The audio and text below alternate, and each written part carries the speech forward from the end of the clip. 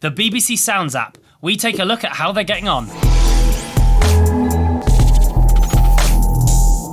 What's up, One Fine players? So if you live in the UK and you've watched either the BBC on television or BBC radio, you will have heard or seen adverts for the BBC Sounds app. It was reported by The Times in the last few days that BBC listeners and viewers might be getting a little bit frustrated with the constant promotion of the app. The app allows you to listen to music, podcasts and radio on your phone, and it is, in essence, a great idea. It keeps the British Broadcasting Corporation relevant in an evolving society, in a digital world where we're moving towards more mobile consumption. And I don't think anyone holds it against them for promoting that, just maybe the amount that they're doing it.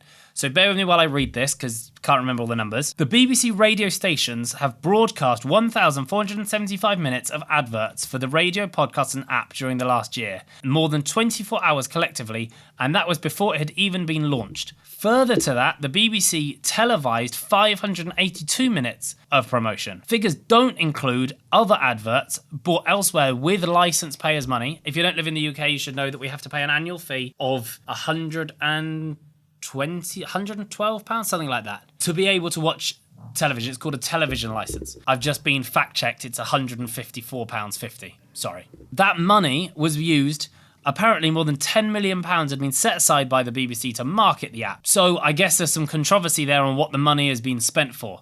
On top of all of this, and this is why it was in the news this week, the BBC wrote to Apple and asked them to reset their ratings. They did have a rating of 2.1 out of 5, probably due to all the bugs and challenges and problems with the app, which they have now upgraded, and it currently has a revised rating of 4.3. In the BBC's defence, they have updated the app, they've added the in-car play, they've changed lots of the functionality, and so maybe a new rating is fair. Their rating is now 4.3.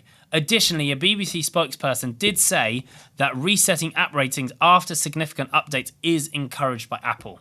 Not totally sure how I feel about this, and I think there's sort of an elephant in the room here that might be with this resetting of the reviews and the updates to the app and the amount being spent and the number of times it being plugged on their own channels, that maybe they're struggling with it. Maybe the uptake isn't what they had hoped for or expected. I personally am quite surprised by the BBC's content. The Eddie Hearn podcast, who is a boxing promoter in the UK, his podcast made by the BBC, the episode with the footballer Wayne Rooney, the audio quality in it is shocking. It's nearly unlistenable to. So many people spoke to me about that. And I was surprised by the BBC putting that out. I also think that there is a whole sector of consumers who now expect more from a podcast than just repurposed radio. Radio, which is what the BBC are great at, and television, and online digital video content and podcasting are two separate things. Because you're good at radio doesn't make you good at podcasting. They're totally separate. They have different mindsets. And I wonder whether the BBC just think because of their size and because of their clout that they can get away with just taking what they put on the radio and moving it into this app and it being consumed. And I wonder whether they're not getting the greatest listening numbers. This is totally speculative. I don't know. I'm just guessing. But I would hasten to guess that they aren't quite putting the effort or time or love or passion into making real podcasts in the progressive mindset with which the most successful podcast hosts are making content. I don't know, just a thought.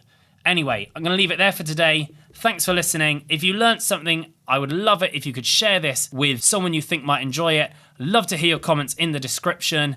Smash that subscribe button, give us a like, give us a rating, put someone you know in the comments, share it, whatever, you know the drill. Thank you, and I'll see you in the next one. Bye.